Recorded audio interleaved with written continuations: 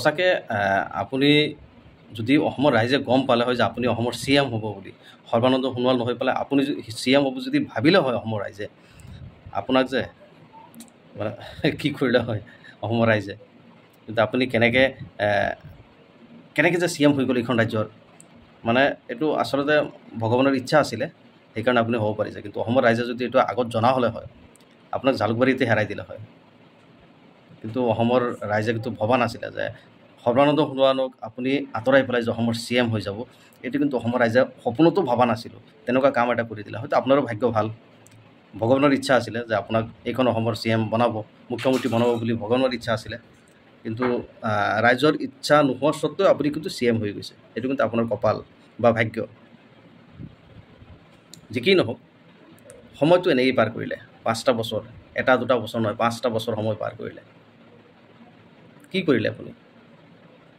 সাম্প্ৰদায়িক, গোষ্ঠীগত, জাতিগত, হিন্দু মুছলিম এইবিলাকত যদি আপোনাৰ সময় গুচি গ'ল, ভাল এটা কাম কৰিব নোৱাৰিলে এইখন অসমত, একো কৰি দেখাব নোৱাৰিলে অসমৰ ৰাজ্যক। বহুত আশা কৰিছিল অসমৰ ৰাইজে যে কিবা এটা পাব বুলি এইখন ৰাজ্যত, নিজৰ কথা বাদ দিয়ক, এই ৰাজ্যখন আগুৱাই যাব বুলি বহুত কিবা ভাবিছিলে। আজি নিজৰ ল'ৰা, আজি নিজৰ লাইফৰ ৰিস্ক নাই, একো ৰিস্ক নাই, বাহিৰত কাম কৰি আছে বোলে আপোনাৰ চকুত নপৰে।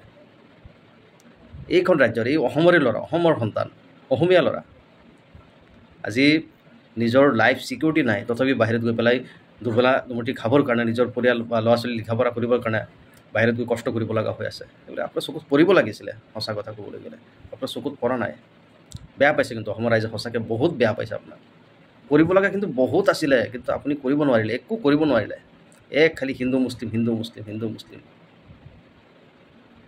সময় পাৰ হৈ গ'ল, শেষ কৰি দিলে অসমখন, একেবাৰে বৰবাদ কৰি দিলে, বৰবাদ কৰি দিলে, বুজিছে।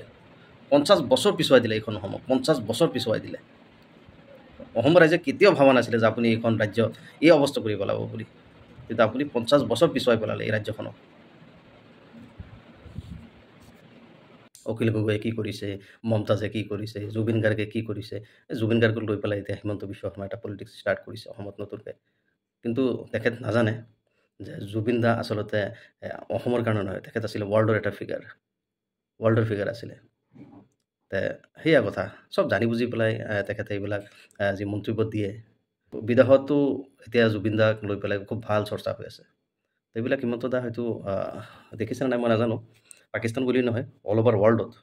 মই আগতে এখন ভিডিঅ'ত কৈছিলোঁ 144 কাণ্ট্ৰিয়ে কিন্তু জুবিন দাক ফ'ল' কৰি আছে বা চাই আছে, বা মায়াবিনী গীত গাই আছে, বা কোনোবা শিকি আছে, বা কোনোবা নিজৰ ভাষাৰে এইটো ট্ৰান্সলেট কৰি বুজি আছে।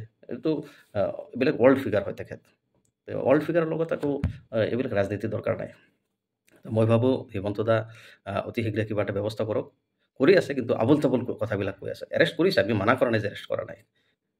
4-5জনক এৰেষ্ট কৰিছে বুলি তেখেতে কৰিছে, আমি গম পাওঁ 4-5জনক এৰেষ্ট কৰিছে। তেতিয়া তথ্যবিলাক ওলাই দিয়ক, আৰু ইমান আবুল তাবুল বকি লাভ নাই, কথাবিলাক উল্টা পাল্টা কথাবিলাক কৈ লাভ নাই, কাৰণ মানুহবিলাকৰ বিভ্ৰান্তিত পৰি যায়, আৰু তেখেত নিজেও বিভ্ৰান্তিত পৰে, কি কয় কি নকয় পাহৰি যায় কথাবিলাক। মই সেইকাৰণে কৈছোঁ তেখেতো সুস্থ থাকক, তেখেতে ভাল ডক্টৰ দেখাওক, ডক্টৰৰ পৰামৰ্শৰ মতে চলক। অনাগত দিনত ইলেকশ্যন আহি আছে, ইলেকশ্যনো খেলিব লাগিব, কাৰণ ইলেকশ্যন তেখেত এজন পলিটিচিয়ানে সদায় বিচাৰে ইলেকশ্যন বা ৰাইজৰ হৈ থাকিবৰ কাৰণে, ৰাইজৰ নেতা হৈ থাকিবৰ কাৰণে, লিডাৰ হৈ থাকিব বিচাৰে। হওক, ৰাইজে যদি ভাল পাই দিব, নহ'লে নাই।